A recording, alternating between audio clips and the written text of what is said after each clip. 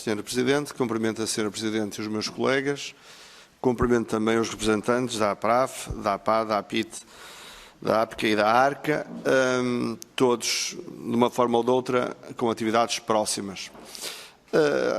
Ao fim de um ano, ouvir a mesma narrativa da parte do Governo na área da cultura, a Sra. Ministra com os vetores fundamentais e os eixos estratégicos, e o Sr. Secretário de Estado com as generalidades do estilo estamos a acompanhar logo que possível, em princípio e proximamente, o PSD entendeu dizer basta e promoveu 3 iniciativas.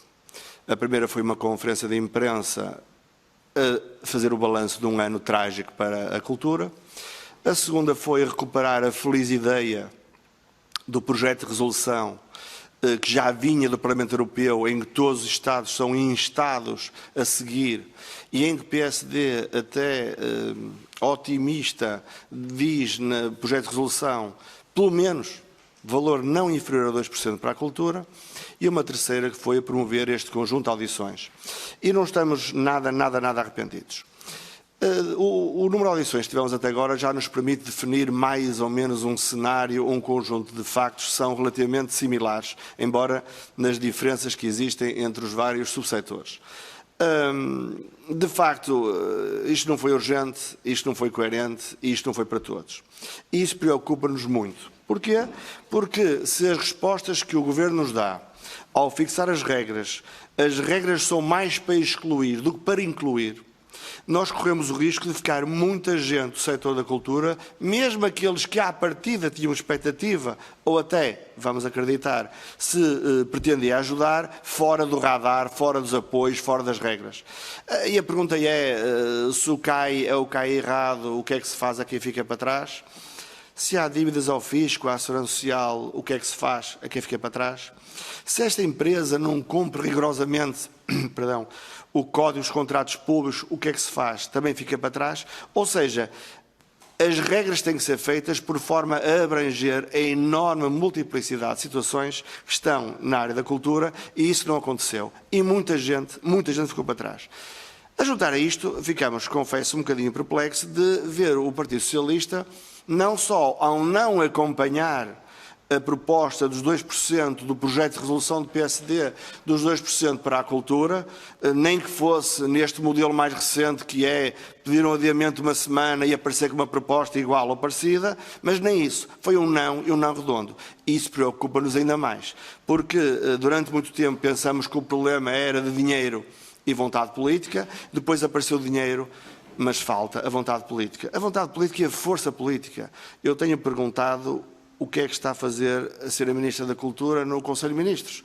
Como é que isto é possível? Como é que o PRR passa sem uma palavra sobre cultura e alguém achou bem? E, portanto, tudo isto nos preocupa e nos preocupa muito. Agora, relativamente àquilo que é o futuro, há um conjunto de regras, que é a próxima armadilha, há um conjunto de regras, são regras transversais, aos quais os agentes culturais podem recorrer, aparentemente. Os apoiar, as rendas, as moratórias, o adaptar, etc. Só que contém um conjunto de regras que contém um conjunto de especificidades que muitas vezes na área da cultura não são rigorosamente cumpridas por múltiplos fatores. E então corremos o risco de ter um adaptar extraordinário ao qual um monte de empresas da área da cultura não pode aceder. E alguém aqui referiu uma coisa que eu já tinha dito de manhã, é que quando estamos na cultura, não sei porquê, o dinheiro na cultura é sempre gasto. O dinheiro do turismo é investimento.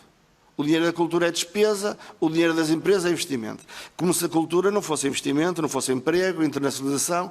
Não percebo muito bem esta maneira de pensar, mas aquilo que nos preocupa é, se mantivermos o tipo de procedimentos e o tipo de regras, vão continuar a ficar para trás todos os agentes da cultura. E, portanto, a pergunta que nos deixava era, aparentemente, e até isso me surpreende, aparentemente são chamadas as instituições ao Ministério da Cultura.